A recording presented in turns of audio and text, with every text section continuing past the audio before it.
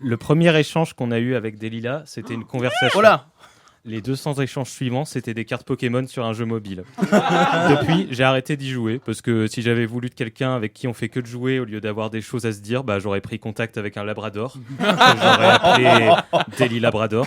En plus, ça lâche moins de caisses. Énorme.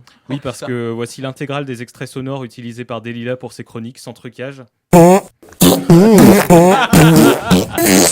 Bon, évidemment, j'ai pas vraiment pété. Hein.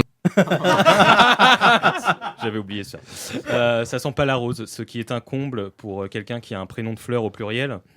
Merci de ne surtout pas relever le niveau de cette émission, hein, qui est déjà bien au ras des paxouilles. Chant lexical des fleurs M-E-D-E-R. Et puis c'est pareil, autant faire ami-ami avec un Labrador si c'est pour l'être avec quelqu'un de fidèle qui me suit partout. Hein. Quand je suis à la radio, elle vient à Radio Campus Paris. Quand je suis chez RT, elle est chez RT. Quand je vais rentrer chez moi, je vais la voir tranquillement avachie sur le canapé, en train de faire sa 2153e actualisation à France Travail. Après, si on fait exactement le même parcours, ça me permet d'avoir un coup d'avance sur ce qui m'attend ensuite, le chômage, jusqu'à la fin de mes vieux jours. Ce roast me pousse à faire des blagues de droite. Elle s'ennuie tellement au chôme-du qu'elle bouffe à tous les râteliers. Non mais c'est vrai, t'écoutes n'importe quelle émission au pif de la radio à n'importe quelle heure, la meuf elle est là, il y a une chance sur une que ce soit elle à la réal, ou à la co-animation, ou à la co-trésorerie, ou à la community management, ou à la co-confort, ou à la co-chronique, ou à la co-réparation d'imprimantes, ou à la co-recharge du distributeur de boissons, ou à la connerie, oui.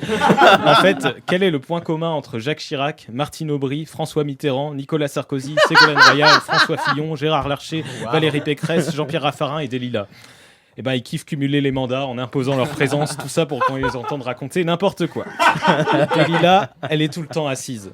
Quand elle dit qu'elle fait du stand-up, c'est juste qu'elle hante les couloirs de la radio. Je suis sûr, la nuit, elle est encore là à flotter comme une amérante avec une console de mixage entre les mains. Et quand tu la croises, elle déchire l'atmosphère d'un hurlement si épouvantable. Un cri apocalyptique qui fait trembler les murs, figer le sang dans tes veines et détruit ton âme. Bouh. Il faut que t'arrêtes de faire ça. On en a déjà parlé. C'est pas un crime, mais on pourrait dire que c'est un délit, là. Oh oui. Bravo Sébastien. Mais quel rappeur! Ça va Delila, premier roast, première fois que tu te fais roaster de l'émission. Absolument, mais quel honneur. Hein.